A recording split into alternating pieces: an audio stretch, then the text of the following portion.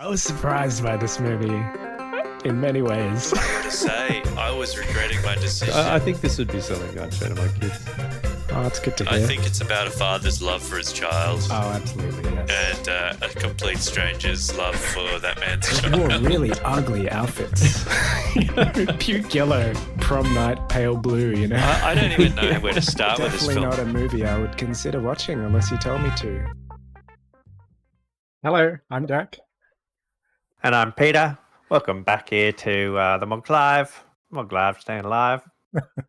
Well, this is Mogosophy number 5. Number 5, staying alive. My name is Richie Benno, and I do terrible accents. 2 for 222.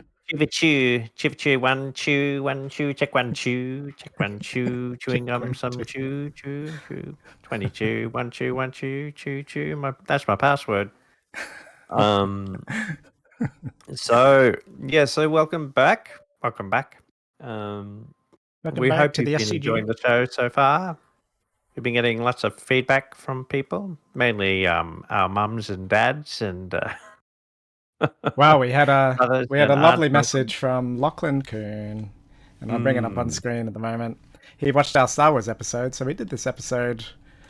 It was an epic one. It actually took us 2 years because we were sort of stuffing around. But he listened to the whole thing, which is amazing. It was a really long episode, and he says he saw that it was available, so he had to listen. Thanks for the double shout out. I particularly enjoyed that you spent 51 minutes longer talking about A New Hope than the film's runtime. Bravo! That's right. I'm surprised. I would have thought he would have lost hope by that stage. Well, he did listen, because the second shout out was towards the end, where I was talking about John Williams, and he used to play the theme on the organ, which is amazing to me. And he says he found the last 30 minutes particularly insightful, where we were speculating about the reasons why various TV sequels and TV spin-offs either work or don't work. That was where you were talking about Obi-Wan. And right, yeah. Yep, good old Obi. So keep up the great work, and glad to hear there's more episodes planned for the future. Thanks, Lachlan. Thanks very much. Thank you, Lockie. And Good work, Lockie. Yes. my Perfect stuff. Sounds good to me. My friend Christine from painting class, she also tuned in. So thanks also, Christine.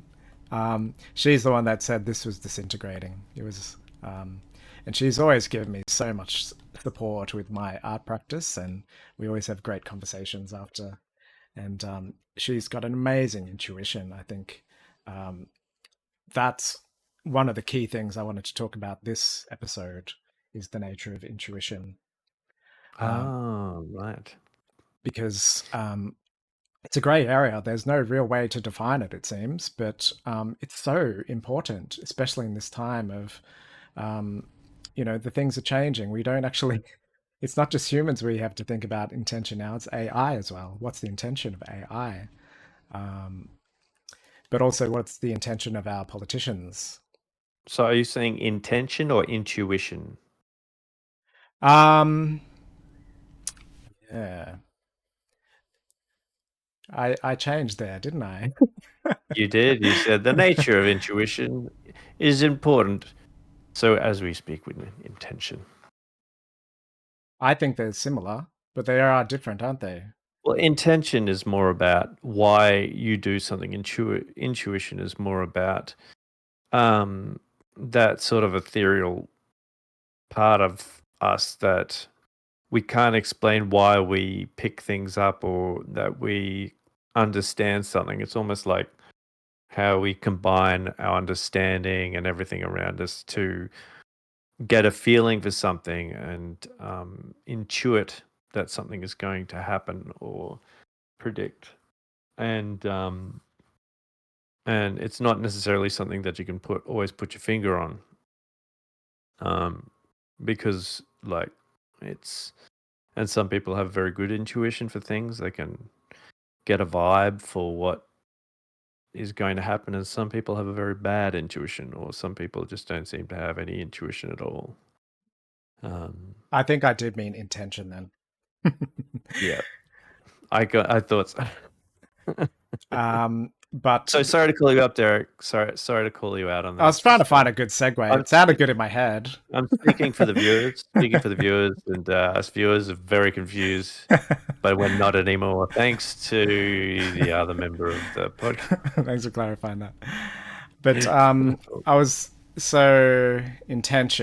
thinking about our politicians' intentions. So Trump got in, and did he? I didn't hear about that. Well, we avoided talking about it last week because we were. I've had my head buried in the sand. We were both sort of emotionally drained, so we talked about Star Wars, and but I had this plan to. I actually painted this as a reaction. This sort of, this was my immediate reaction to it, and I'll play some. I think I have some music for it. That's so much more horrific than I could have imagined. But that's not just an external scream, that's an internal scream. I like it. Can you hear this music? Nope.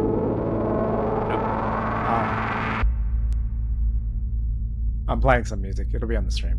Yeah, I'll see.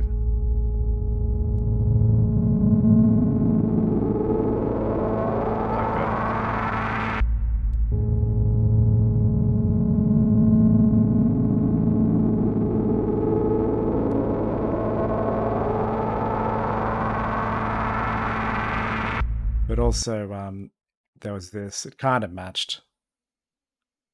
That sounds like something from Forbidden Planet.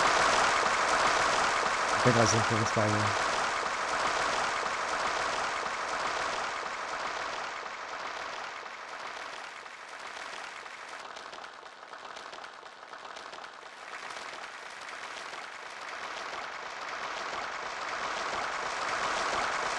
It's a very wet clapping.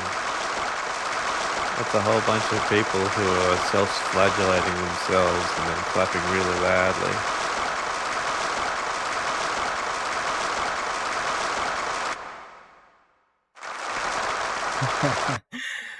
That one reminded me a bit of David Lynch.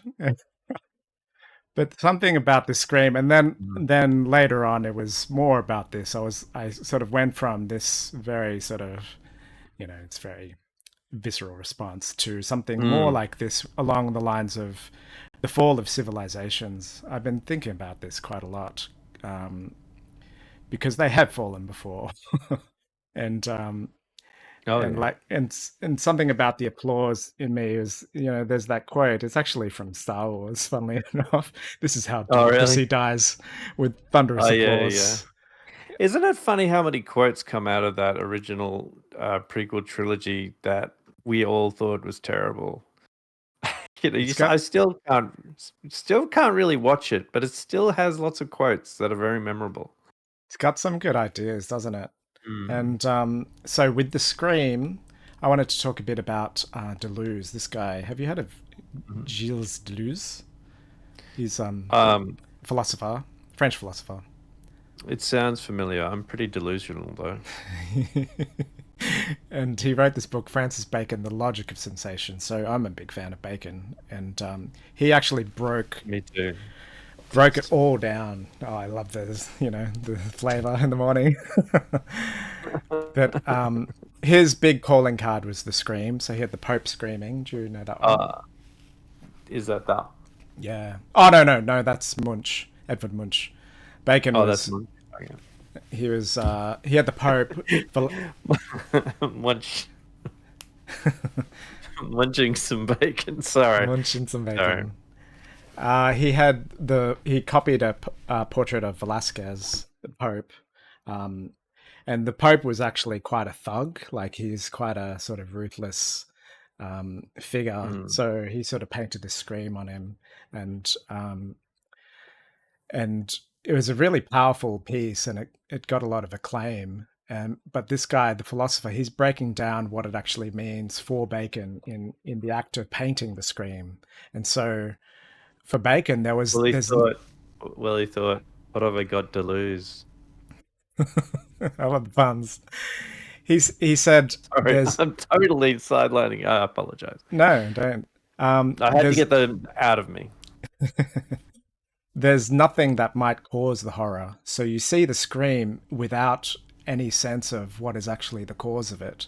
And so your Mm, comment was actually it's an internal scream. That's exactly mm, exactly right because for Bacon himself, he was harboring with himself this violence. You know, he lived in Ireland and he was a homosexual, and his father hated him for it basically. And he also went through the whole of the Second World War, and he had this terrible asthma, so he couldn't, go to war. But he was mm. part of it, and he witnessed the violence of Nazism and all of this, and he embodies that. He harbors it within himself. And then later on, these paintings came out, and we don't know the source of the scream, but for me, this is exactly what it is. It's this sort of very embodied violence that we've all endured. And for me personally, it's when I think of, because I've called in the episodes prior to this, I called Trump a demagogue.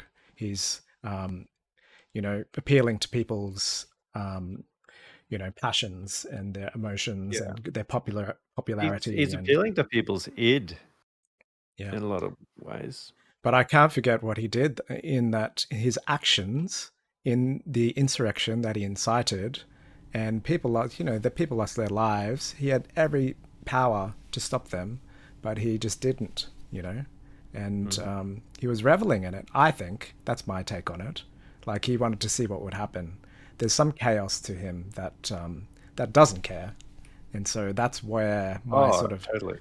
my horror comes from because he's now in one of the most powerful positions in the world as of next year. Um, so that's my take on it. I won't Yeah. go any deeper than that. No. Well, I mean, yeah. It's it's been a very interesting. It's been very interesting watching people react to this because you've had. I'll try not to go too much into it, but just talking about it does bring a few things to mind, particularly in seeing the way that people have been discussing it. Because it has been, there's been a lot of smugness I've noticed amongst a lot of people, and it's almost like it's not that they voted for Trump, it's they voted to show people that you that that you can't push us around forever. Like it seemed to me that a vote for Trump was a vote against the establishment because the Democratic Party seemed to represent the establishment of all of the things that has been going on in media and a lot of the, I guess, overt influencing that has tried to go on um, to focus on certain aspects of society that don't actually have as much to do with impacting the day-to-day person. So the day-to-day person has said, we're sick of this, we're going to vote for the person you don't want us to vote for. And it helps that that person sounds like they are going to do something very strict and harsh, which plays into the aggression and to the fear which has been built up and all of that. And like a lot of people have reacted and said, well, how could Trump get in and how could he get in again? And it's because they didn't learn their lesson the first time. And it's just Who? The Democrats? because, yeah. Yeah, and well, and society as a like the way that because the Democrats also represent very overtly the rich and the powerful, um, and the out of touch. And I think because Trump's overt flaws plus his lack of caring about those flaws to a lot of people represent strength of he doesn't care what the rich think of him, and that very much makes him attractive to people.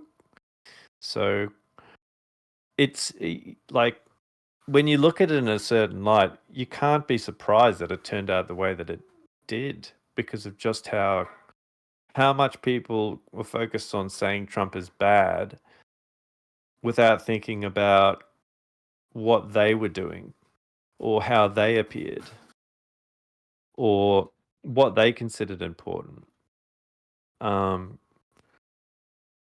And you got a lot of people out there who've been told that they're either toxic or wrong or crazy or stupid. I mean, if you're telling everyone who votes for Trump that they're stupid, do you think they're ever going to vote for you? That's a narrative You thing. know, I've heard some argument also that there was a class identity that was completely ignored by their their priorities. So yeah, if you're ignoring a whole class of people, it's not going to work out yeah, for you. no. And So it's, yeah, specifically their needs, yeah. And so I guess part of, if we're talking intention in the context of this, I think that one of the big things to relate it to this thing about Trump getting into power is people misunderstanding what people's intentions were in terms of voting for him yeah, back into power. And that people saw the intentions of the Democratic Party as not what they probably wanted people to think them as demonstrating. what do you think So Trump's intentions are? power, Yeah, he like that's about power and money. He just wants to be seen to be the best. He's just a narcissist of the highest order. He doesn't care. Um, he wants to be seen. He's picking the people who are gonna either make him look good or are people that he wants to be associated with. yeah. Um, And so so Christine and I had a conversation. I showed her this painting, and then she saw how distraught I was. But she also said that a part yeah, of us, I can see how distraught you are, well, and I totally get it. a part of us called it into being. A part of us does want this. Like he represents a shadow side that we actually we desire for ourselves, because like she brought it back to, she put this great example of Hitler. So Hitler came in a time when, after the First World War, there are all these fatherless men, because they'd lost their fathers in the First War. They were looking for a person in power to be their father, really. And Yeah. so he represented that to them. And we're going through this kind of thing where Trump is kind of the most powerful guy that can probably fix things for us. And so a lot of people are looking towards that, to that power. They As want. someone who's certainly exhibiting, like, it doesn't even matter. He could be saying like the most ridiculous thing, but at least I think there's the appearance that he's going to do whatever it is that he says he's going to do, and there doesn't seem to be like, it's not couched in lots and lots of rhetoric. It's literally just, let's get the most murderous person or the person who's going to do the most overt and significant change that we can completely see what it is, and it's transparent as hell that it's bad. Like, but at least we know it's going to come out with a difference. Like that, there's a level of almost aggressive satisfaction in, I think, that some people would be Is it a feeling gamble, do you because of think? it's a, I think yeah, I think it's definitely a gamble. I think like, I don't know. I It's like don't a think desperate anyone knows gamble. what. Well, no one knows what's going to happen. Like, if you see what the other party's doing, you kind of know what's going to happen. They're going to play the same things out and make things run on forever, and make as much money and power for their friends as possible. When you see this guy, he's like, you don't know what he's going to do. What's he going to do? What's he going to do next? What chaos and murderous craziness is going to happen? And will that actually make things better? Because also you've got a lot of people who literally want the system to be destroyed because it doesn't serve them. So why not bring someone who's going to destroy the system in? Which brings me to my next point. This Kenneth Clark, he's an amazing. he's an art sort of historian, and he's created this. I was told this by my friend Agatha. He made this in 1969, Civilization, and it's a six-part BBC series funded by the BBC. So it's got its. He's basically had free reign to say what he wants in this. And he has a good quote at the start saying Ruskin said that great nations write their autobiographies in three manuscripts: the book of their deeds, the book of their words, and the book of their art. Not one of these books can be understood unless we read the other two, but of the three, the only trustworthy one is the last. So he's looking really at the art of civilizations as how it defines a civilization. It's an amazing series because it's a different take on history, really, because you see the product of the artists and the art that endures. Um, Mm. and he goes on to say things about civilization in itself and like however complex and solid it seems, it's actually quite fragile and it can be destroyed. And so, what are the enemies of civilization? First of all, fear of war, fear of invasion, fear of plague, fears that make it simply not worthwhile constructing things. And that really rang true to me because we're all quite despondent now because we're sort of weary Mm. of where we are. Weary of the fear mongering. Yeah, and not planting enough trees for the next year's crops. Not planning enough for the next year's crop, and fear of the Big supernatural, deal. which means you dare not question anything or change anything. Mm. That's an important point, I think, because That's a really good point because when you mystify something, you don't want to like it's how, you need your lucky rabbit's foot, or you need something that things have to be done a certain way in order for it to have a good outcome. So you can't if you can't challenge something that is supernatural because you're just going to break with that, then you basically make it so you can't ask questions about it because they don't have the answer any more than you do, but they're saying it's supernatural, so you have to follow it. and I would even argue that institutions and even economics falls in this. People don't really understand it, but we take their word for it, so we dare not Oh question yeah, it. We dare not fucking question it. economics particularly, absolutely. I would agree with like some of the stuff around. I mean, what we've been seeing in Australia about the interest rates and the RBA, and you know, you've got all these people saying, "Why do you keep increasing the interest rates?" And the reasons they give us don't seem to make any sense. And they say, "Well, it's the only thing that we can change. It's the only thing we have control over. So we will use it." But it, We'll just take all your money. That's what it yeah, comes down to. and then they'll come and they'll say, "Oh, but we're suffering too because we have to pay for petrol as well." And So so, I'm glad petrol is impacting on your life. There's a lot more people being well, it's impacted a lot everything, worse. and it's Yeah, worldwide now. it's just, but they talk about petrol because that's the only one that impacts on them directly. Oh, because all their investments are fine, eh? Yeah. But so the thing that took down the Roman civilization in the end was the barbarians, and they were destructively hostile to what they couldn't understand. Mm.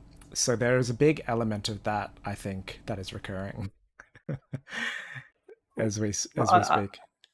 well, we create the barbarians as well, don't we? Because like part like there's been a lot of social engineering that's been occurring over the last 50 years, or where you've got a lot of classes being created and the ignorant stay ignorant, and the situation is created so that it's very hard to move beyond your situation and grow or garner more knowledge. That has changed a little bit with the internet. I think for a while before it became so, but the internet now, even the internet is quite heavily systematized towards fostering a single view. You just like the algorithms now basically push you towards a single view, which means that people aren't expanding their knowledge, they're consolidating it. They're not moving from a broader range. They're saying this one thing sounds right to me. I'm going to dig deeper. So not only do they have the blinkers on, they will be able to talk in depth about this one thing because that's what all the knowledge that's coming to them is about. which means there's no counter to you like, because they aren't broadening their knowledge in other areas. There's nothing to question their understanding or whether they're right, because everything that they're seeing is telling them that they are. And the reason that it's also so polarizing is because the algorithm doesn't necessarily have an intent. The algorithm doesn't say, we want you to focus on being right wing, or we want you to focus on being left wing. It's just, we want you to focus on what it is that you're currently focusing on. Because it knows you better than you, really. It just, because you've watched this thing and like, this is what you want, we'll give you more and more and more, because Yeah, that's that's your right. attention. Yeah. That's just what it needs. It wants your attention. That's right. So its intent is just to give you what you want and more of it. So what that does is it just creates all of these groupthink environments just amongst individuals, yeah, it's basically it's. I think that there's more of that now than there ever has been for that, because of the way the algorithms and AI and all of that work. It's a good But point before because. Oh, sorry. Do you have anything? No, it's okay. Well, before then, the class situation was one of the things that helped create ignorance and foster like basically socially engineer how the wealthy stayed in power, and how you had the whole, what is it, the bourgeois and the proletariat and all that sort of stuff. Well, now we still have that stuff, but we also have other ways of keeping people losing their control and feeling that loss of control, not just economic, but also social. Yeah, 100%. You're tapped in, because this is the line that I was inquiring also. And I found this article, Intention is All You Need, by Advait Sarkar. He works at Microsoft, funnily enough. And they're in a big competition, Google and Microsoft. So the big founding paper of modern AI as we know it was Attention is All You Need. And they're looking at attention as in probabilities. It only needs the attention of the next word to it's all comes down, the universe exists of probabilities, basically. And once you've mastered that, that's how all of these technologies come about. Now Microsoft is saying intention is all you need, and his argument is that I think I had it here. Where did I had it in the actual paper. Let me find it. I better get it right. You better get it right, Derek. Get it right. Intention is all you need. Because I didn't copy all that stuff here. So AI is not a neutral vehicle of intention. That's his finding. And that there is a homogenizing effect on intention. It's a mechanized convergence. And this is that kind of what I was talking about, or is it? Well, this is something to be scared about. That's his finding in terms of AI. And so, but what I wanted to get to in terms of the argument. Oh, I see. Yeah, I see what it does. Yep. He's talking about this book, Postman, but he's saying that what I really liked was he's comparing two opposing dystopias. There's the Orwell one and there's the Huxley one. So Orwell feared, who would deprive us of information. Huxley fears that there's so much information that we're reduced to passivity, and we're being inundated with all of this stuff of the same thing. We're so passive to it. We're drowned in a sea of irrelevance, and it's become a trivial culture, basically. I can't even imagine a situation like that. What do you mean? At the moment, that's heavy sarcasm. That's I drown in a sea of irrelevance. It's like on a day-to-day basis when I open YouTube. It's the same thing. Yeah. It's the echo chamber, right? And it's not just it's a combination of echo chamber, but also stuff that really doesn't have any relevance on the escapism. Like you can saturate yourself in escapism. Yeah. And this guy Foucault, he's another French philosopher. He was talking about society of disciplines. So he was looking into power structures and institutions. But he says it's not Foucault's society that we live in. It's actually Deleuze's society.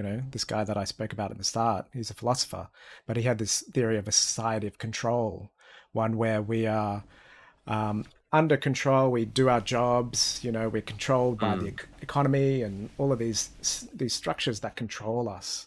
We're controlled by the algorithm. We have no control over it, and it's for someone else's benefit ultimately. This is Yeah. Oh, absolutely. I mean, there's nothing better than a complacent workforce, and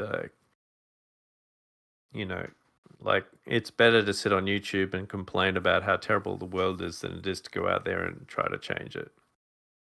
I'm not criticizing us though, because we're definitely changing the world. And so this is the book that he referenced, Amusing Ourselves to Death. And so the end paragraph sums it up for me. It's the Huxley thing. We did not know what we're laughing about and why we had stopped thinking. Not so much as, what was it? Was not that they're laughing instead of thinking. It's that we did not know what we're laughing about and why we'd stopped thinking. That's the thing. That was a better read the second time. I did it twice.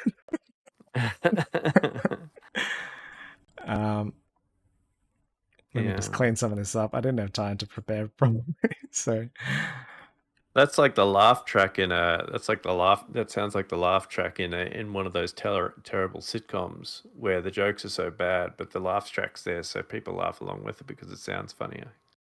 100%. And this was written in 1985. So what happened around his time of writing this was he was looking at the epistemology of communication from the beginning, first from oral traditions, then to written, then to the telegram. And the telegram was one that reduced space. And, I looked a bit about that in our first episode of the Mog with television, but the telegram was the first one to do it. It reduced space and it actually decontextualized news. So you just had a little snippet of something that happened in the world, but you're receiving it suddenly, and suddenly it's of great importance, but it actually doesn't have any meaning to your life. The telegram, it's got no context. It takes a lot of the context out of it for expediency and cost. And you have no way of acting on it. Tweets. Yes, this is why I'm saying this. It's 100% relevant to our age, even though it's 1985. All of this stuff is so relevant because we haven't solved this problem. We're just compounding it over and over. Well, we've had people theorizing and predicting and discussing what could happen, and we're moving into the realms of these things are happening and arguably getting worse, because we're taking context out of everything. Well, I don't know. Like, I think what we're doing is we're being hijacked by other people's intention. The information is being given a context that meets. The information is being given a context that meets the intention of the person producing the information. So basically, they're using the information to forward their argument, and you can have the same media being presented by both sides to give both, and both sides are giving the opposite arguments, but they're using the same information. Yeah. And he actually goes further and says, what steps do you plan to take to reduce the conflict in the Middle East? It's actually come full circle since 1985. It's still going on. Or the rates of inflation, or crime or unemployment. You plan to do nothing about them. This is his actual blunt answer, and it's true to me. Like, we read about all of this stuff, but all we have is to cast the ballot for someone who claims to have some plans and the power to act. But it's hardly, it's actually the last refuge of the politically impotent, voting.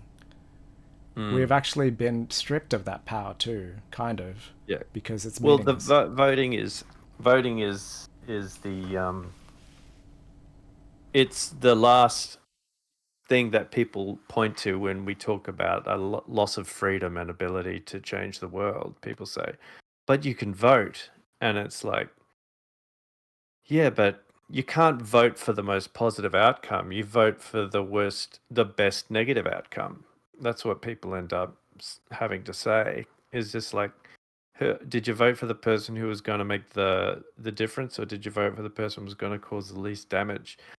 And you know, one party that makes the most difference might make the most negative difference, and one who does the least damage might be the one that continues to perpetuate like the decline of society, but just not as fast.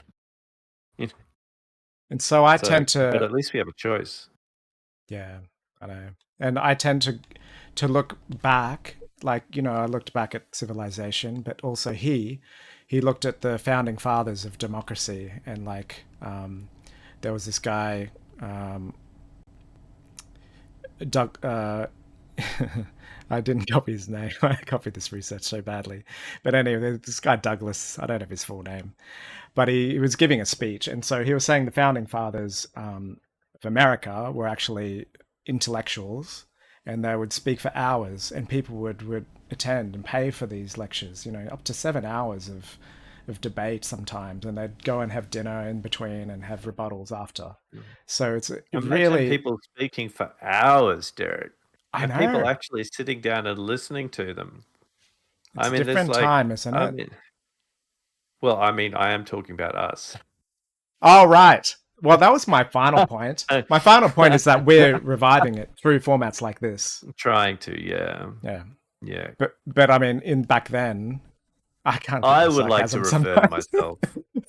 I know. Well, it's, but it is like it's true. I thought you were making a point, and then you were just joking. No, well, I can't. I am. No, but I'm making a joke, but at the same time, I'm also pointing the finger at us and saying, and to other, like, there are people who talk for hours and hours and hours on Twitch streams, but they're not debating topics. They're not. It's not an open debate between people who are of, like, you and I won't always agree, but we'll explore the ideas behind the things and explore them honestly. That came up the last episode. Like, we actually adhere to our own value of honesty. And so we had a little bit of an argument last week, and you said, no, I just want to be honest, And that's the truth of it. We both want to be honest. And this guy says, I don't know his name, but he says, silence will be more acceptable to me in the discussion of these questions than applause. I desire to address myself to your judgment, your understanding, and your conscience, not to your passions or your enthusiasm. That's such a different intention, right? That's a very interesting point. It's a different intention. How many times do we watch on things like what's the like there are debate TV shows where you've got, what's that, Q&A,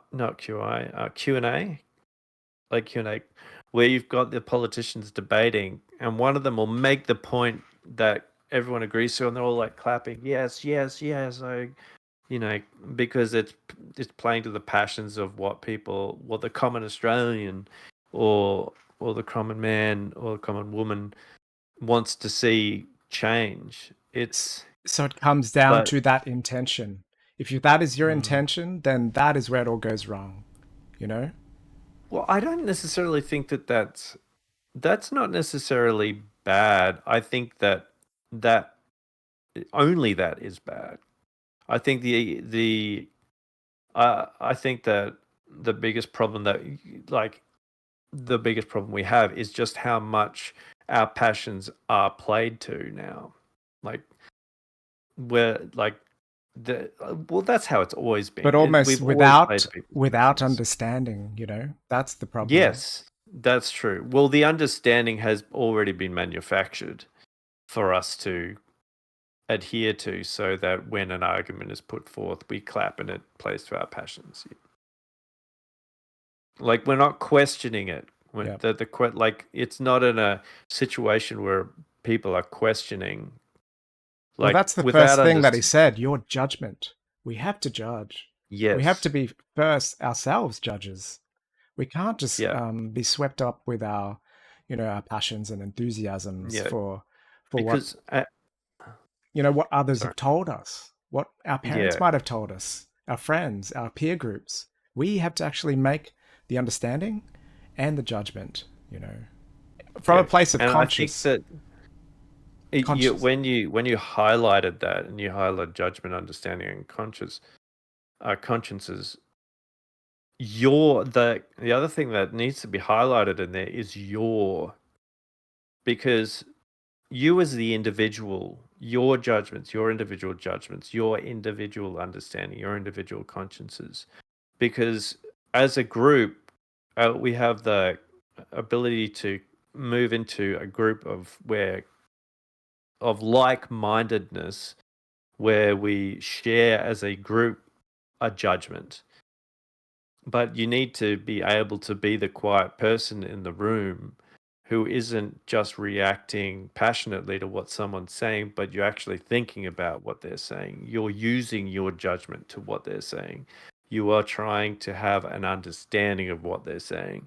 You're not listening to like uh, your passions and your enthusiasms is your reaction to hearing something that you want to hear someone else say, or you strongly disagree with what they're saying. But you need to actually listen and try to understand and to apply your own individual judgment, not what everyone has told you to have an understanding of. And that's what I mean when I said our understandings are tailored. They're being manufactured for us because we're being told this is the argument that we should believe, and you'll hear a person repeat that back to you, which garners that enthusiasm and that passion because it's been manufactured for us to respond to. And Postman goes further into what it means to be print intelligent. So this is a prior form of intelligence that he's trying to figure out. You have to go directly What's to the intelligent? meaning, as in Print intelligent. the printed form. So reading. So Oh, I there's don't do that. I'm but doomed. we do is the thing. So there's an immunity to eloquence. We take the fluff out and we get to the logic of the Mm. argument. That's what we have Mm. to be doing constantly, because we're being barraged, Yes, that's a good one too. Yeah. and delaying a verdict until we've had, we hold questions in our mind. We don't have to like react to the first thing we read. Mm. We have to actually have some patience and like contemplate and actually formulate a considered response before, like, how I listen to your whole thing and then try and figure out what you mean, and then this actually relates to it, so I can continue. This is what it is in essence. Completely agree with you. What's that? I completely agree with you. Yeah. That thing you said, I completely agree with it. I'm on board, Derek. You got Without me. thinking. Is that what Sorry? you mean? No, I'm Without. thinking. What are you talking about? Yeah, we're talking about hyperkinetic activity And so, to undisciplined intellectual deficiency. and like, I was actually listening to you. I'm just being trying to be funny, and you're making it even worse by nodding. well, the thing was that what I found was important is that the counter argument, which we often do, that's based on all of our relevant experiences. So it's almost like an embodied thing, the counter argument. We cannot help but have the position of counter if that's where we sit, you know? All of our relevant experiences. That's an important thing to me.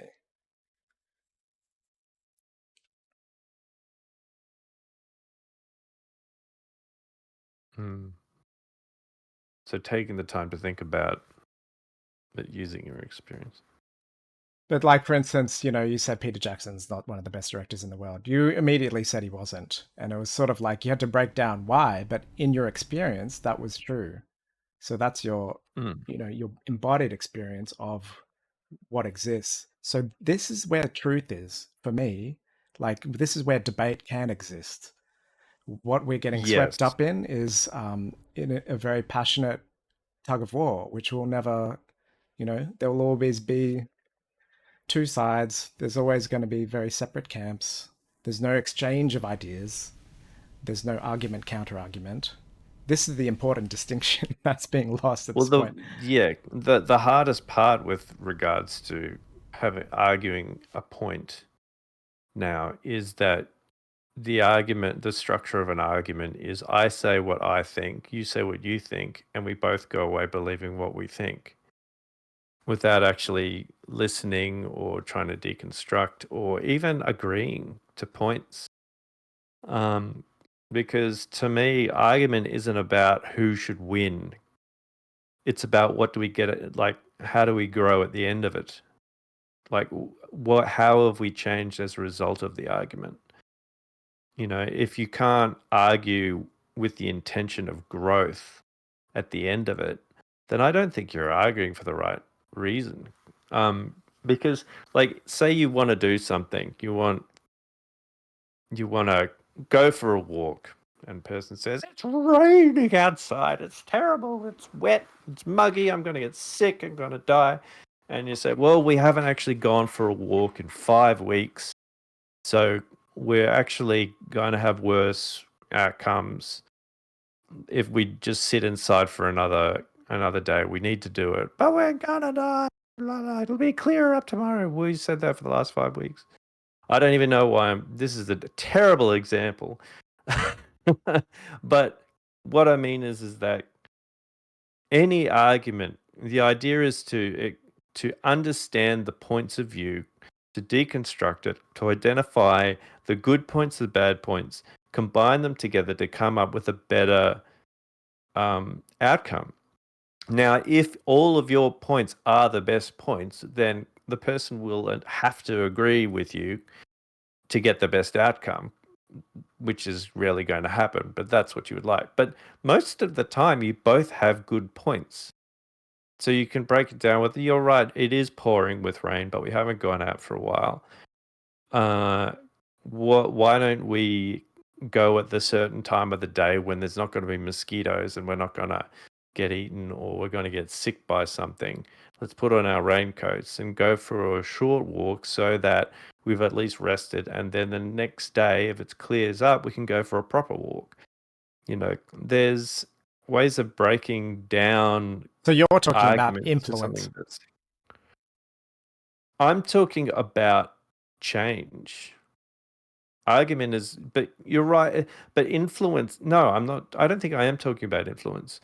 I'm talking about, because all argument is an effort to influence. But if it's only an effort to influence, then it's wrong.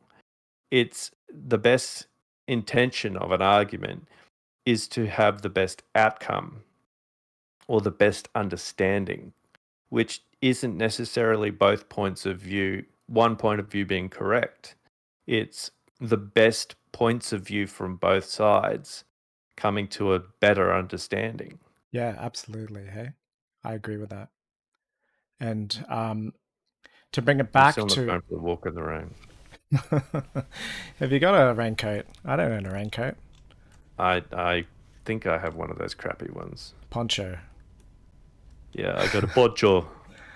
But to bring it back now to the first paper, it's an amazing paper. I recommend it.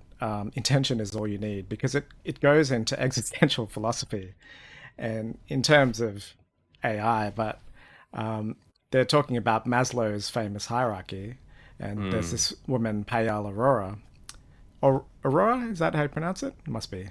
She's saying that it's Aurora? Aurora. Yeah, there's no U, right? So it's not Aurora. But Unless anyway, they misspelled it. maybe. Aurora?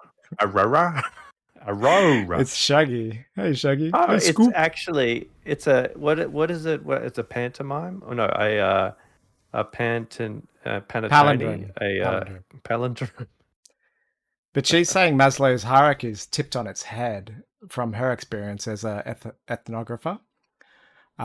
She's saying that, self-actualization is what people need first, and people are willing to sacrifice safety and safety needs to get it.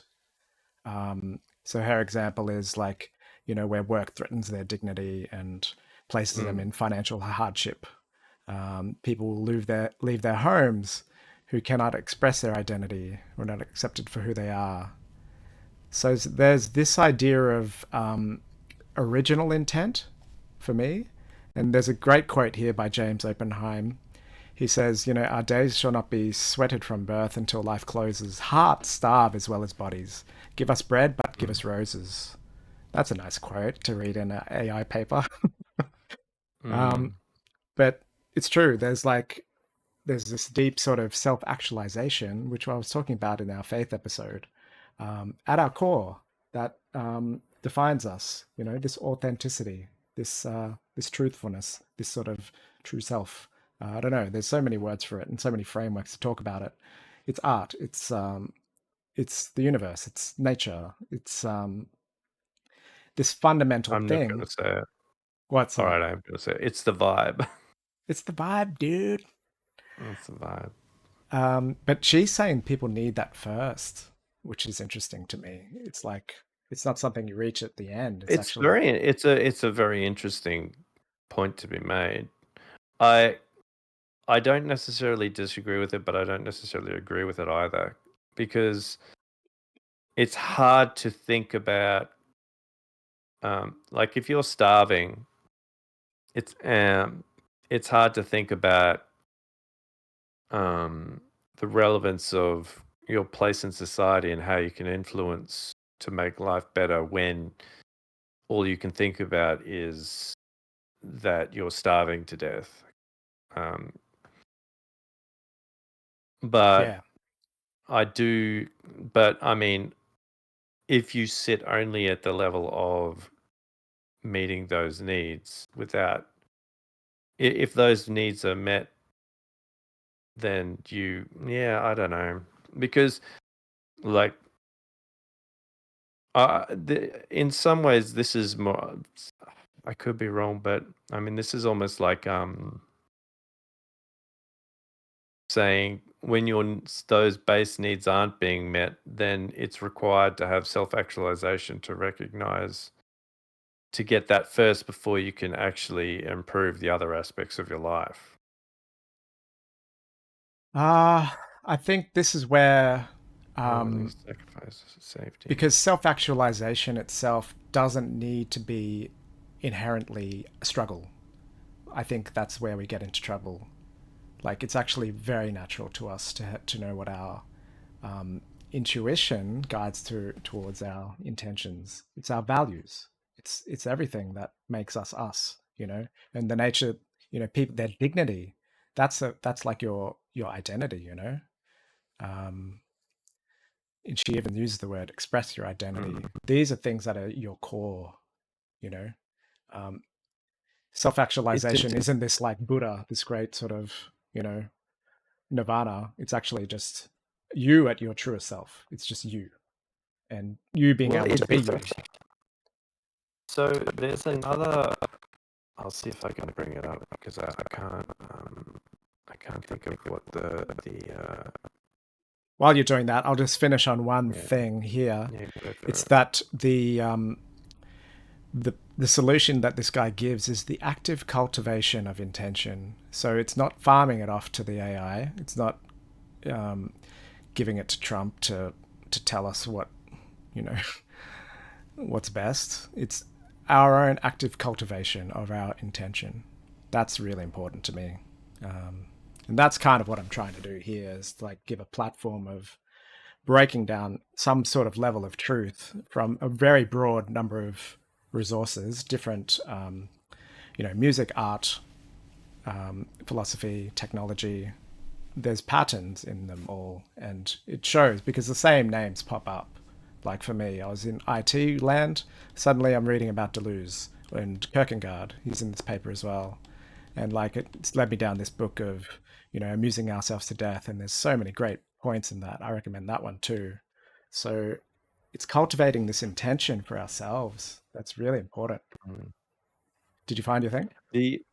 Yeah, I did. So like when I was learning about Maslow's hierarchy of needs, and this was when I was actually doing my I won't go into what I was studying, but there was another set of motivators, like called it was Hertzberg's motivation hygiene theory, and he talked about motivators about hygiene factors, and a hygiene factor is something that you need to have, but once you've got it, it doesn't drive you, it doesn't motivate you to excel or grow or get better. So an example of that is money. Let's say your wage, your salary. People say, "Oh, but you get paid a good salary" or something like that. But the thing is, salary is like is a hygiene factor, right? You need it once you get it, it's not the thing that drives you day to day. You need other things in your life to motivate you and get yourself going. So the only time that those things become relevant is when those things are getting challenged. Those things have the potential to be taken away from you. But apart from that, other things become motivating factors. So when it made me think of what you were talking about there in terms of the Maslow's hierarchy of needs. I'm just seeing if I can bring it up again. Is that related to this experiment, the rat? No, but no, that's something else. Okay. But no, it's related to Maslow's hierarchy of needs and Hertzberg's motivation hygiene factor stuff is often used together, or at least close to each other. But I always find hygiene factors as a really interesting and very useful concept to have in mind, because of how often people talk about how something should motivate people to do things, when what happens is those things are only relevant if you don't have them, but once you have them, they no longer become relevant. And there are things in our lives that continue to motivate us to achieve things, but those hygiene factors are the things that we think about and are motivated to get, but only when we don't have them. Yeah. And to me, that's sort of almost like a moderating variable when we start talking about things like self-actualization and Maslow's hierarchy of needs, where self-actualization and things become even more relevant when, like, you only have your hygiene factors being met, or like where you find that there's the threat of loss of things. So if we talk about we have our shelter, we have our food, and self-actualization can actually be driven by the potential loss of those things.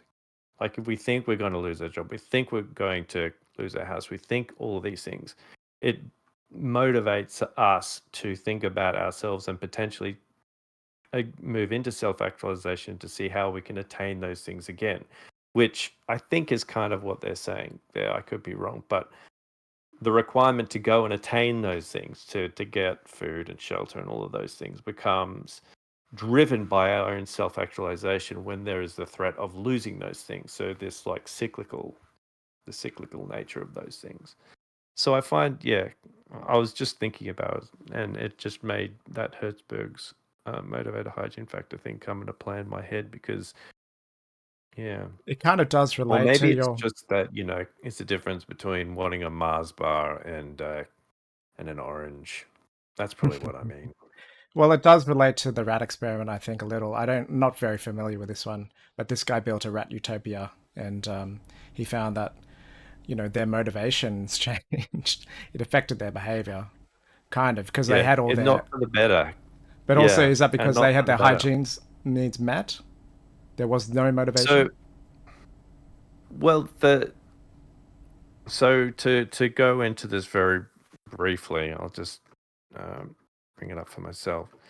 So there was this study by this guy called Calhoun, great name, in the 1950s, and basically he's wanted to see what would happen when he created a utopia for rats. So where a lot of studies about what happens if you take this away, what happens if you think, what happens if you give everything that they need? You give them space, you give them food, you give them shelter, you basically give them all the things that they need in order for all the things we say we need to grow and become self-actualized are actually provided.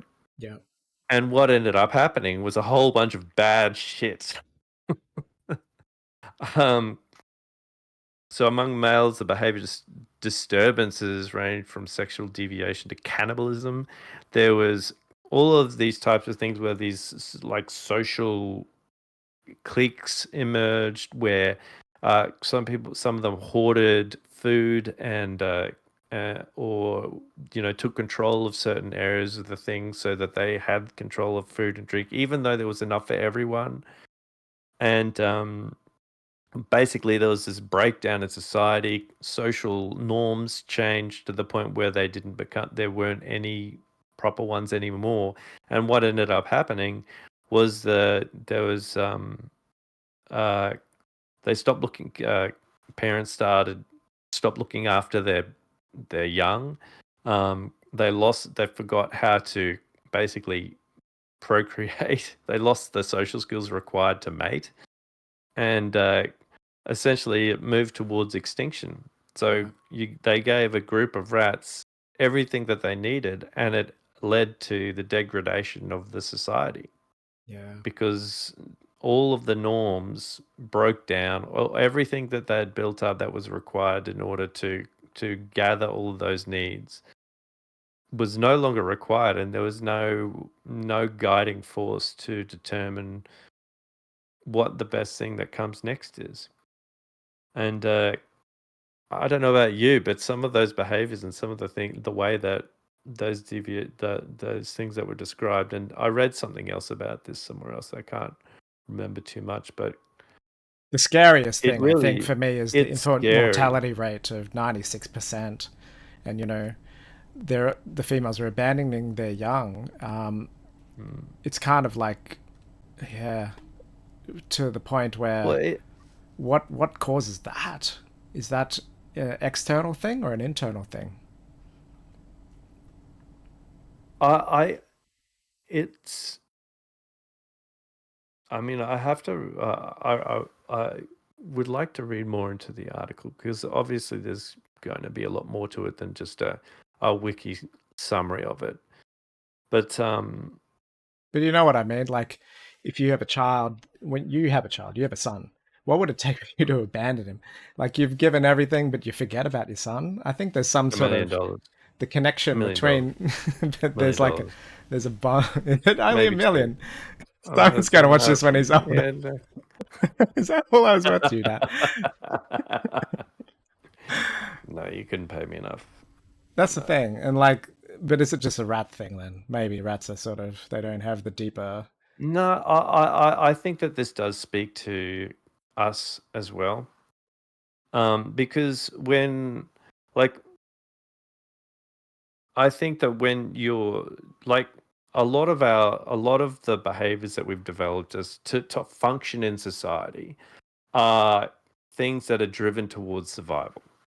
So procreation, the maintaining of the group, social norms, the roles of different groups in society, all of those things are targeted towards maintaining a level of survival so that if you deviate from that group, you can impact the society negatively. But if there's no repercussions to those deviations, then deviations can continue to occur such that there's no driving force, there's no underlying intention to make that society function, that collective group of people function. So people have to go and find their own meaning, which means that a lot of the base emotions that can get tapped into quite easily, all our needs that don't necessarily relate to anything societal or social, they can just focus on that. So you have some people who might want to focus on more developmental lines or the growth of the whole, but you'd also have people and a lot more people focused on themselves and what they can get just for themselves. Is it kind of And hedonism then? yeah, yeah. So because there's no reason not to. But the thing is, when you've got a whole bunch of people who don't care about their impact on other people, you do create a different type of social environment, one that becomes What inherently if there was destructive. like a little rat education center along with this utopia, you know, where you're educated, but also you have everything that you want? That's a different Well, then environment, isn't it? what you'd get is probably a whole bunch of drones and a couple of rats who create some type of liberation front, the Rat Liberation Front. And they say, we're going for the power of the rats to have the power for the rats, and that all rats should have equal power equally, and that there should be a group of rats who determine as a collective what each rat should get at the same time so that we all get the same amount. And then someone says, but we But all isn't that do get the same amount. yeah, that's the thing. But not everyone. Not everyone. Some people hoard the thing. Because if you create a society that tells people that they have a role in society, someone's going to rail against that. I think that. But my point conflict and also is strife that if rats had art, you know, I would argue that rats don't have art, that they can't create. There might be some rats that really disagree with you, but I don't Maybe. know them. So Maybe. you're probably right. I'm going to side with the humans on this one. But let's say, like, you know, that's the difference, I think. Whereas, like, if we were educated and we had the ability to cultivate that artistic nature, then that would be a huge area of growth. Maybe we wouldn't delve into, you know, But hedonism. what does often, like, I think a lot of intention requires challenge, I think, or the change requires challenge. Something needs to challenge you to change or to create. When everything is provided for you, then why do you need to change? You need to, and there's an inherent part of all of us that needs to find meaning. So if the meaning is not to get more of something, if the meaning is not to change in some, we need meaning to change, and the meaning might be that I need to make life better for my family, or I need to figure a way for my seed to perpetuate and my kids to have grandkids and to have little grandkids of their own. In order for that to happen, certain things. And then there's people, it's all about me. How do I get the most wealth for myself, the most power, the most control? But if everything's provided for you and your kids are provided for, then what things remain for you to find meaning? And are they predominantly selfish ones? Because a lot of social behaviors are developed in order for survival, would you say?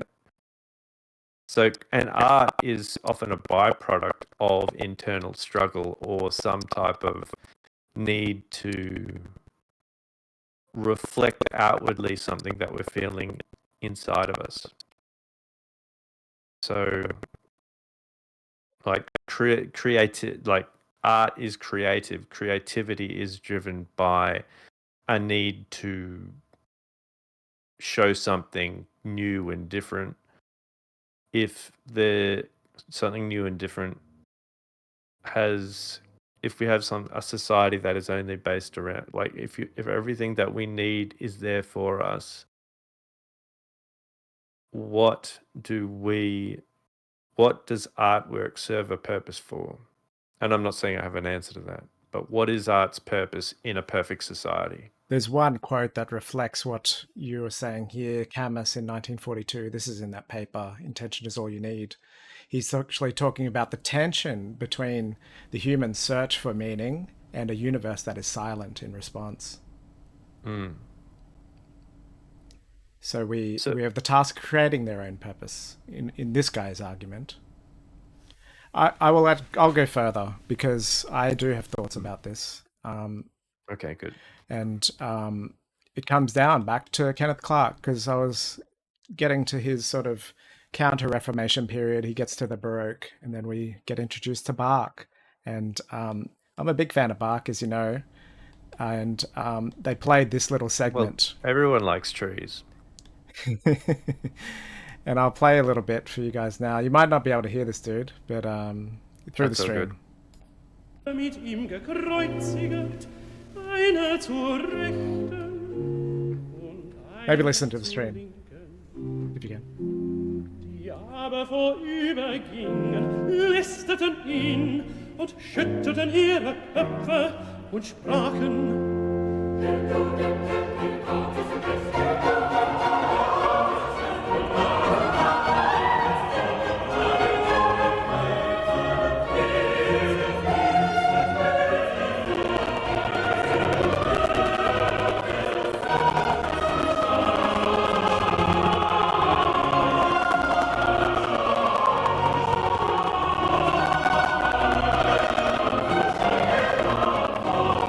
It's coming through distorted in the Oh no, is it? stream. I'm sorry about that. Anyway, that piece of music is like, for me, I don't know. What did you could you hear any of it? Yeah. What would you say Yeah. you could pick out in that? What sort of did you notice about his composing style? It was classical. I don't. I couldn't tell you. You are quite musical though. Yeah, but I'm not sure what type of response you're looking for. No, just your honest response. Um,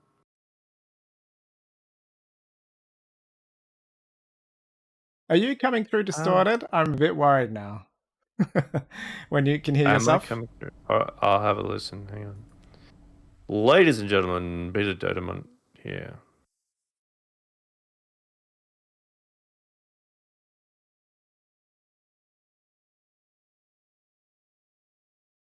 I seem to be coming through okay. Okay. It was just that thing. I think so. I could be coming through Poppy. I'm not 100% sure. Fingers crossed it's not. I hope not. We'll record it again otherwise. Take two. Do you remember what we said? Sorry, I was just after an honest response. Honestly, it was it just sounded nice, really. But I didn't take anything significant away from it. But that's just me personally. So what I find with Bach, he uses this technique called the fugue, and it's melody and counter melody and different starting positions. So it ends up being quite mathematical. The music is maths. There's some very pureness to it because of the way it's constructed. And he goes into talking about someone deconstructed it. Let me find the notes that I had on it. Where did I put it? Bach. Yeah, so I recently watched the Christmas Oratorio, and it starts in D major, but then it's sort of part two is in its subdominant, the key of G major, and then it sort of goes through this full arc and resolves back to D. So it's intentional. His intent. I remember you playing something like that on one of our previous streams, yes. But that's his intention, is like this very pure, and I don't know how he found it, to be honest. Like, how did he stumble upon the maths of music? Like, would he have been did he originate this fugue idea? He's like, no, I'm not sure, to be honest, but he's one of the most prolific users of it. Right. So I'm not sure where it originated from. If he heard it maybe from somewhere else, but well, I think he's definitely a master of it. I think that there's a lot of natural math. There is a lot of math. Like, well, there is predominant like maths is everywhere. So anytime there's something that has some level of consistency or something that seems to follow a pattern, there's normally a mathematical function that can be created to underlie it. And we do find appealing things like the golden circle, I think it's called, the golden rule.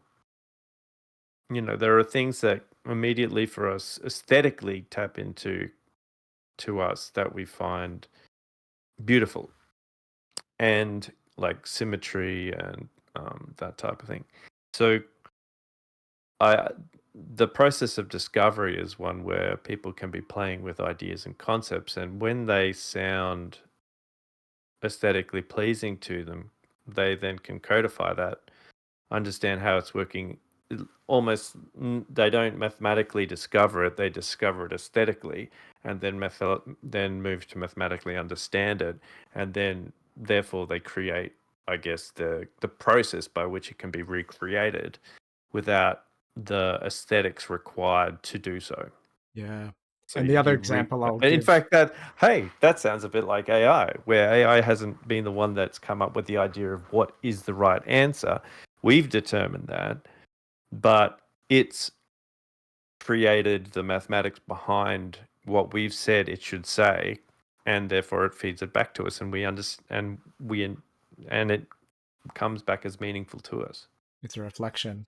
The other example I'll give is, so I went to the National Gallery in London, and right at the back there's this little room, and on these beautiful drawings, and you're just sucked into these drawings. Like, I don't know if it's how it's lit and where it is, but I'm just so like drawn to them.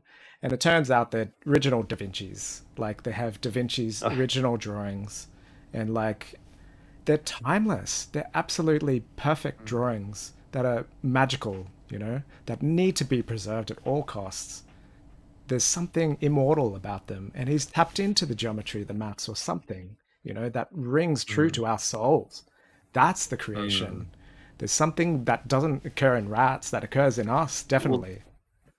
That's, I guess you could say that's beautiful art, for want of a better word. Like, I think there's lots of things that we can define as art, but in terms of like not transcendent, eternal art is things that the truly beautiful art is something that is timeless, because it doesn't require as much context. I think all art requires some level of context, which almost which kind of feeds back to that thing you're talking about, where about history. Was it history? Where you need the other two to understand each of the one. And maybe when they're talking about, because ironically, that quote, when they started talking about the only part of that that's true is the art, and I was thinking, but what about propaganda? Because just because propaganda is art as well, and there's not necessarily there isn't necessarily truth to propaganda. In fact, it's pretty much pegged as the opposite. So it's just been given the term propaganda, so you can take art out of it, but it is art. So, and it's not necessarily truthful.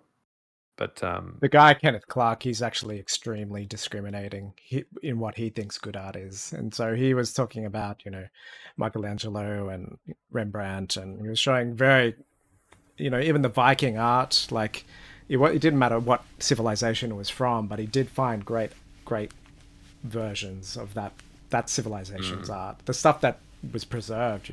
There's reasons in the National Gallery in London. It was stolen.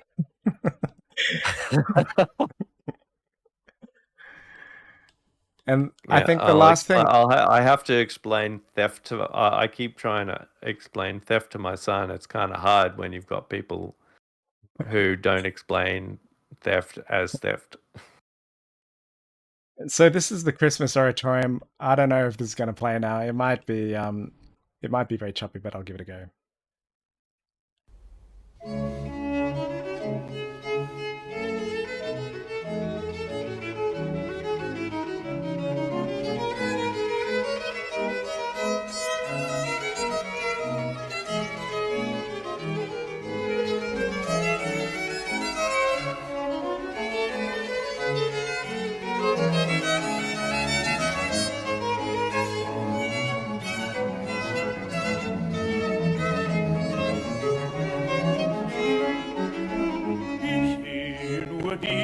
ihren Lieb.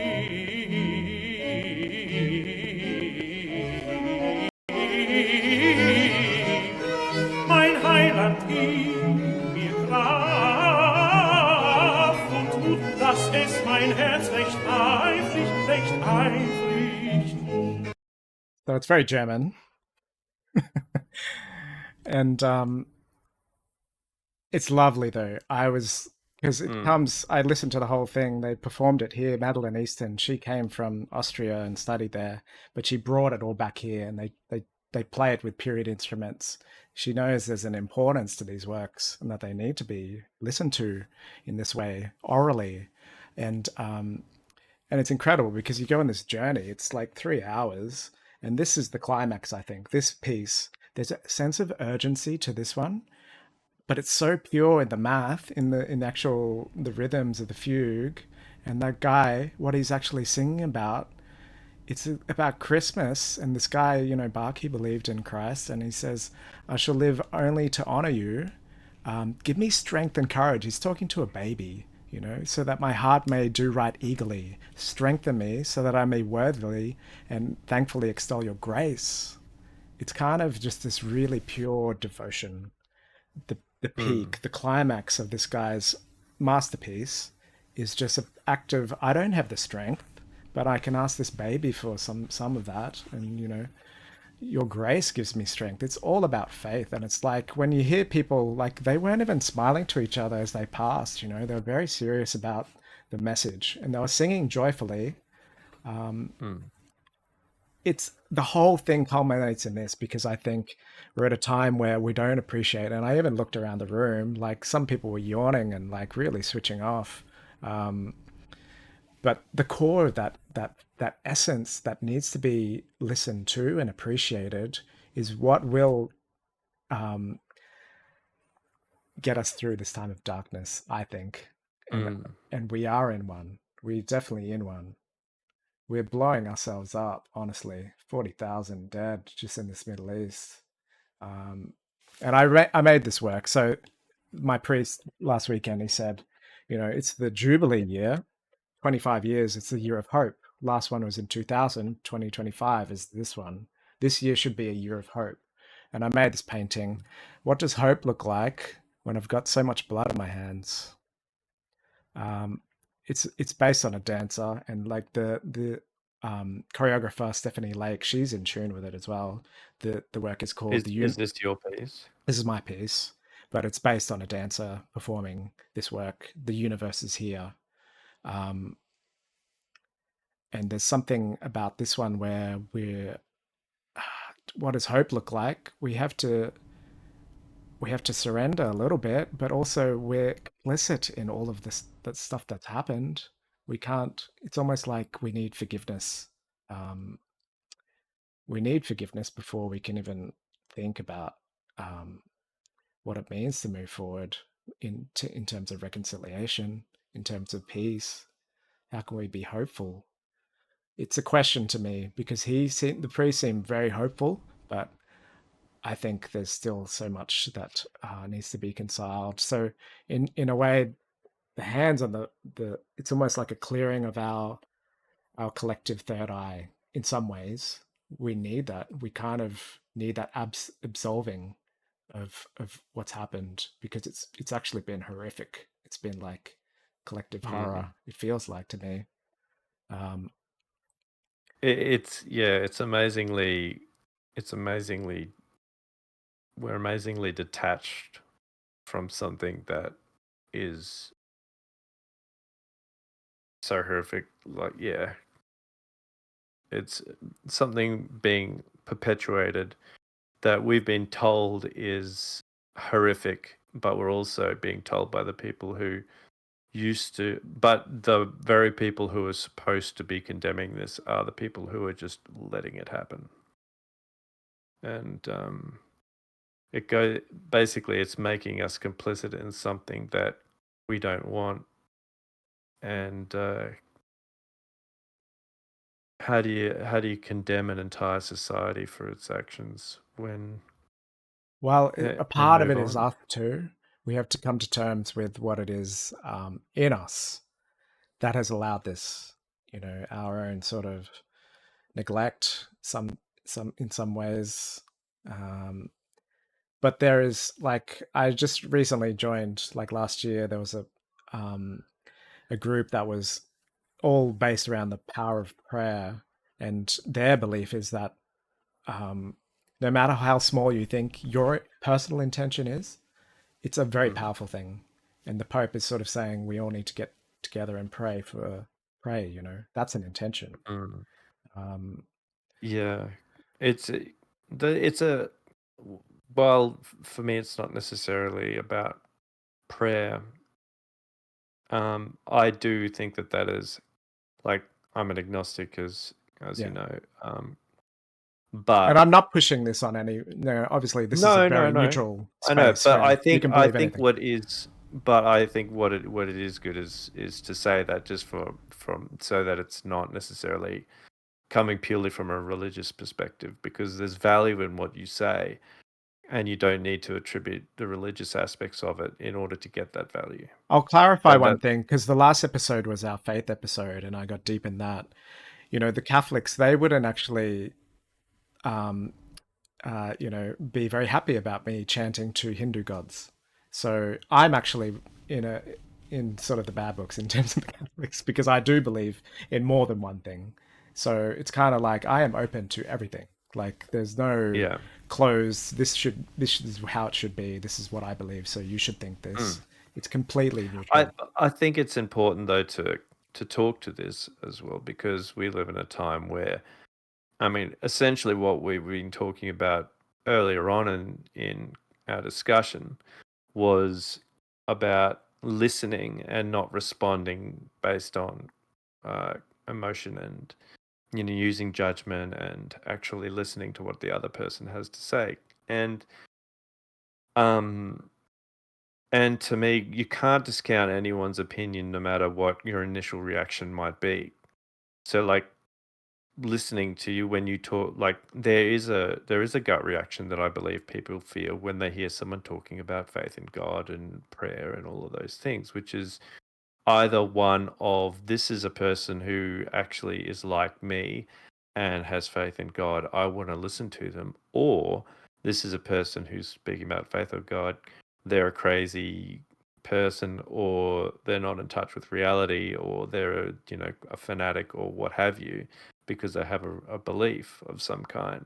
Now, I think that both of those attitudes don't help as much, because they're both coming from a place where your thoughts are basically decided, like you're already influenced in what Derek is saying, because you're either coming at it from a religious point of view or from a non-religious point of view. Whereas listening to what you're saying, I can understand from a religious point of view where you're coming from, but for me, but I'm listening to it in terms of just for me. And you were talking about and I went on that big spiel, and now I'm kind of forgetting what I was going to say, which is terrible. but Uh, but I was but talking about about it, hope in terms of yeah, with so much blood in our yeah, hands. Is that it? no, yeah, yeah, yeah. So in terms of, you're talking about prayer, you're talking about, and the important thing was that it, like, you may think that your intention doesn't matter, that it's a small thing, but it does. And for some people, the way that they may be able to make that intention matter is through prayer, which is, it can be for a lot of people just the joining of groups together and the sharing of a joint emotion or experience of sorrow for this thing, which can have a positive outcome, because when everyone's acknowledging something together, regardless of whether it's prayer or not, you're a collective group acknowledging something that is a horrible thing, Yeah. which when you walk away, your intention is one of, because you have shared in that discussion and in that sharing of emotion, you can walk out of that with a collective feeling that as a group you can do something, even if it's a small thing.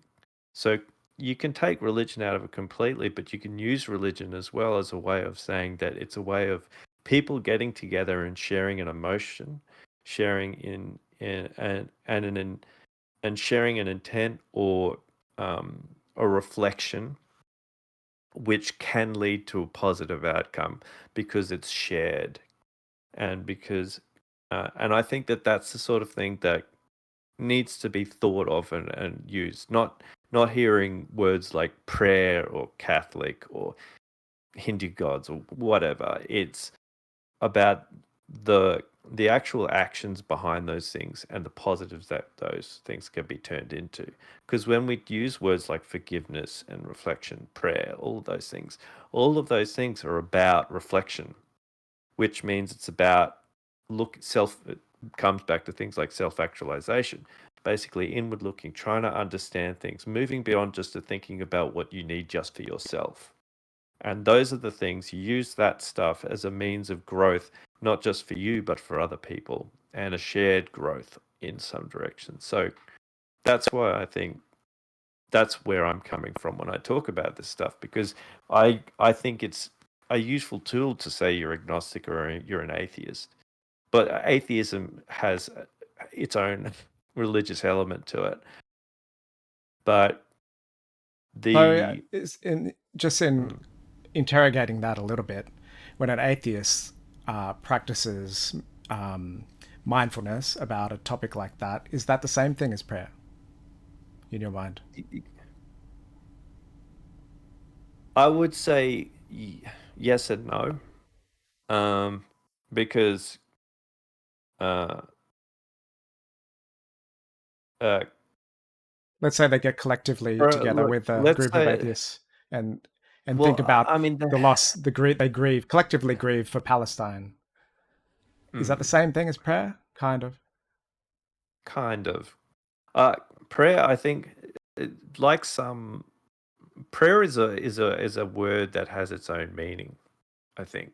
So mindfulness and reflection and all of those things are aspects of prayer, but I think prayer has a little bit more to it. And I'm not necessarily saying that it has a religious aspect to it, but it certainly has a spiritual aspect to it.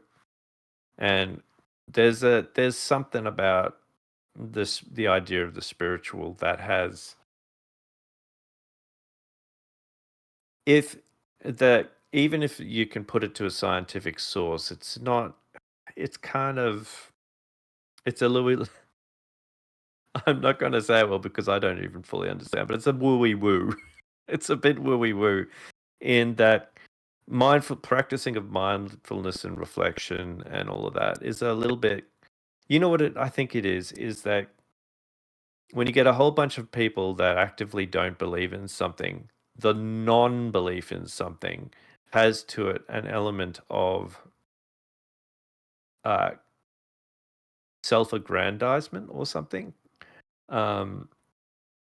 Whereas prayer is about accepting that there's more that you understand, and I think that's where But is that a atheism can be narrative good thing, though? Is that just the narrative that exists around it? Because I can go to a about gig. what atheism is. No, about the self-aggrandization, about the, you know, that you said, the self-aggrandization. Well, yeah. So what I mean by that is that, like the thing about atheism, and this is where I think I can adjust it, is that some atheism could be, you could argue would be the belief in science, or it could also be the belief that there is no God. Yeah. Um, uh, I think the wooey woo that I was trying to sort of get to is the idea is that there's more to the universe that you don't understand. Now, for an But atheist, that's what that's I'm just wondering. science. Is that the That's narrative? just for the atheist, that would be science, right? I don't know how the universe completely works, but there's mysteries out there in the universe through science that we have yet to understand. And I think that's enough. That's the spiritual But to the me. narrative is the know that the knowingness. That's the bit Yeah. I'm questioning you about. Is that the narrative? Okay. To prayer. You said like it's you were saying in prayer it's knowing that you don't know. It's knowing It's like the knowing. It's kind Yeah. of like, and you said in Yes. atheism, it's seen as like a self-aggrandizing view. But is that a narrative that's been constructed? I mean, I don't see why they should be different things. Mindful No, practice and prayer. Why should they be conflicting? Oh, well, no, I'm not saying they're conflicting. I'm saying that they're different, that they don't mean the same thing. Yeah, I'm saying. Yeah, I'm wondering why. Oh, well, because I think prayer has that spiritual component. Mindfulness doesn't necessarily have to have a spiritual component, but prayer has to have a spiritual component. Like, that's kind of the delineation for me. And reflection doesn't, like, reflection can have more But okay, the context other than example just I'll give then is like I go to a gig and everyone loves the band. I think I've used this example before. Yeah. Everyone's facing the band, they love the band. It's a spiritual experience, but without God.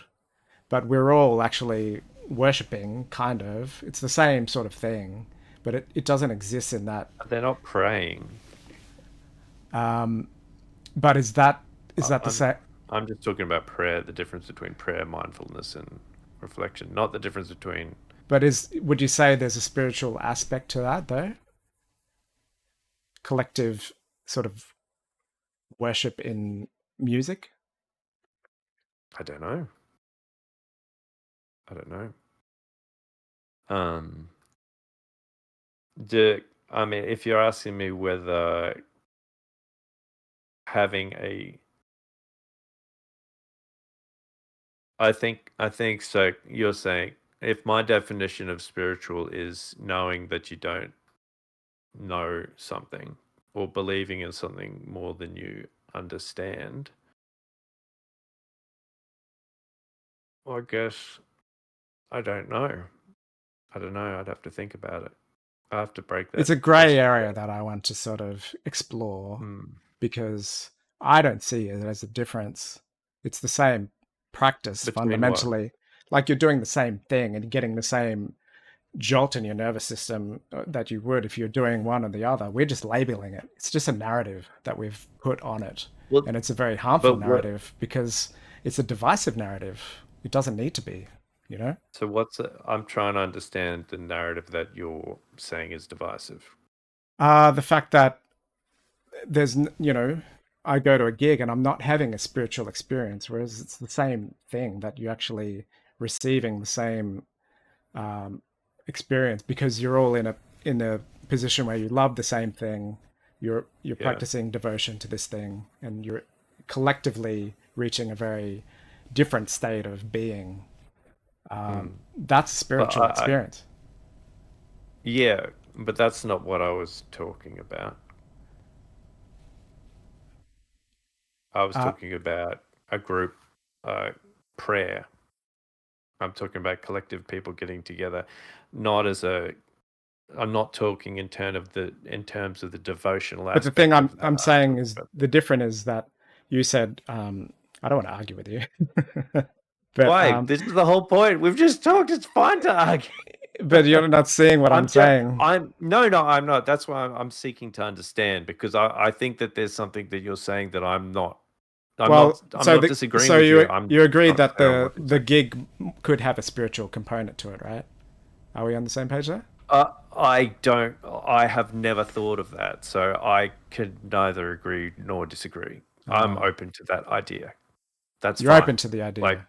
So in my view, I'm not against that idea. Prayer is the same thing. If you're mindfully, collectively together with a group of people grieving about a specific thing together, there's a spiritual aspect to that. That's what I'm saying. There's two very similar things. You're doing the same thing. There's the narrative that breaks down, oh, this is what prayer is. You can only do that if you believe in this thing. I'm saying it's the same thing. It's actually the same nervous system response. Right. It doesn't matter, you know. I guess for me, what I was talking about was purely the difference between what you would define as prayer and what you would define as mindfulness or reflection. Those were the three words that I was talking about, and I was trying to semantics. Then, right? It's kind of just like semantics is never say it's only semantics, because that semantics is like is how we define our ideas and we convey them to other people. Sometimes you have to argue semantics in order to be either on the same or different pages.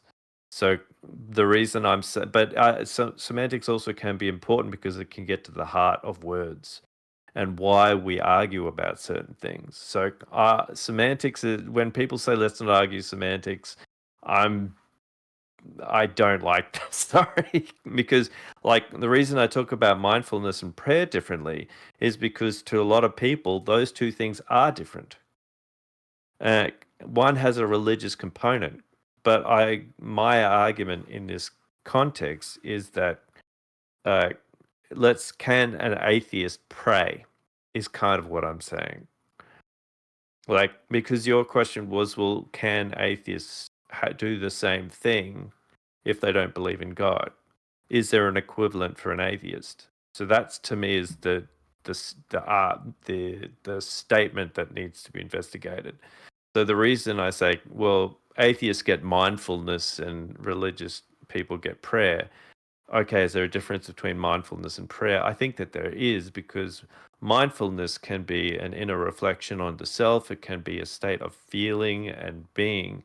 But I think prayer has an additional element to it, which is a spiritual element. And I think that spiritual element is the belief that there is more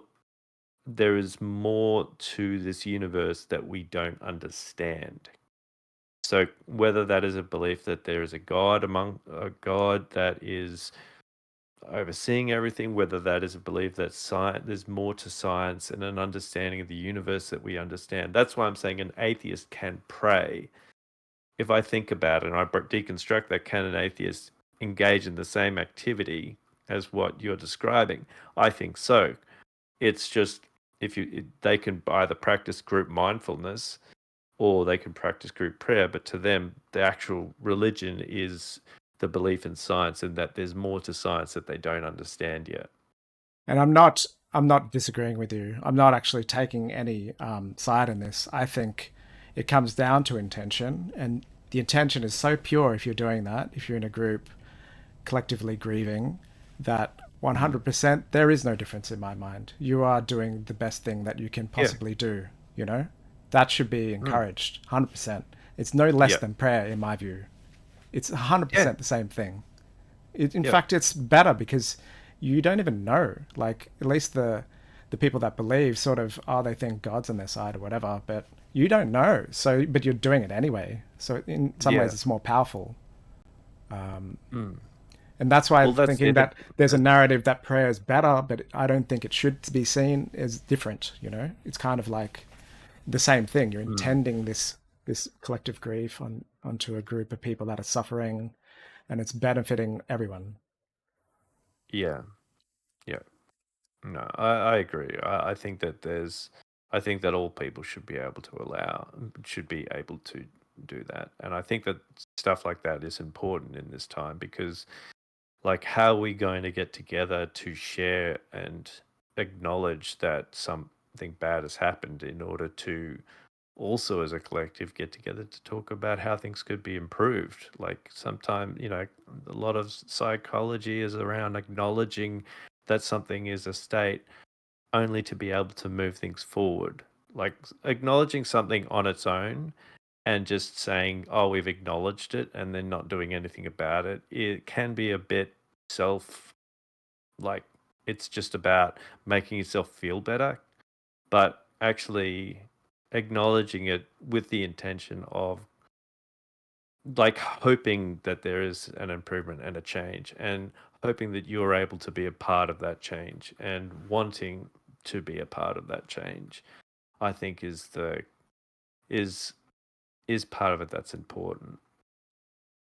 It's hard, isn't it? Because I do think that what we say has an impact, because even in the last 5 episodes of doing this, we couldn't have got to the last conversation without the conversation before that. We couldn't have got here without the one before that. We're actually changing. Reflect back on stuff that we talked about back there to that. And I know, and you and I have had conversations after that podcast to talk about, well, what's next, what should we talk about, and why. A lot of what, like this episode, we talked a lot about I know we talked a lot about the Trump stuff and all of that, and like what's worthwhile talking about, like how does it add to the zeitgeist of what's going on at the moment? Is it worth talking about? Is going to add to anything? And like what can be done about things like that? What are our choices to do when these things are happening, and how can we contribute in a positive way to it? So it's built up, like this episode's built upon those discussions and previous episodes. So yeah, it's a growing thing, and I think that's great. And we'll probably look back at some of the stuff that we said in previous episodes and say, don't cancel us. But I'd rather have had those discussions. And I think Christine summed it up in the way she talks about her art. She says, I'm just trying to do something honest, and that's what it comes down to. This is a very honest platform that we've sort of chipping away at. We're trying to get to the heart of things, and it's not an easy conversation, I think, because we're digging deep into our sort of what makes us us, and we're trying to be as honest as we can in a world that's changing extremely fast, and we're trying to make sense of it. We're trying to make meaning, and and I think that if there's anything that I take as a positive, like regardless of whatever we disagree with or argue against, we both are coming from a similar place. One of a desire for there to be a better world as a result of. I'm hoping that in some way we can be part of making that happen, even if it's in a small way. And that's a positive thing. That's something to be, to be grateful for. So my question to the audience this episode was, what do you hope for in this coming year? More Helldivers 2, I guess. Is there a Helldivers 2? That's the one. Oh, it's number 2. The first one was the old one, yeah.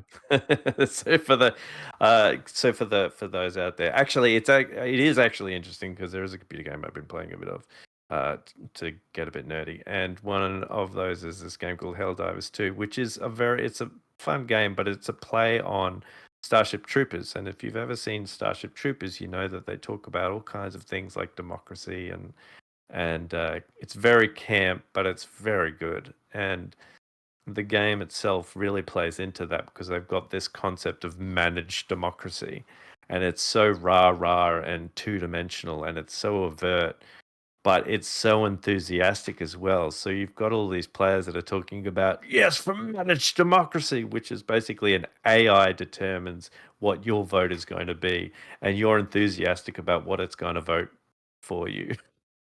Man. It's 100% that book, isn't it? Amusing ourselves to death. Yeah, that's it. We didn't know what we're laughing about, and why'd we stop thinking? Yeah. I'm always thinking. Thank you very much, Derek. We are, but I mean, like, it's a play. It's a play on that. I know. I'm kidding. I'm joking. All right, man. Fun. Thanks for that. That was good. As usual. Thank you, Derek. Any last words? Stopping? Stopping now. What about you? Yeah, stopping.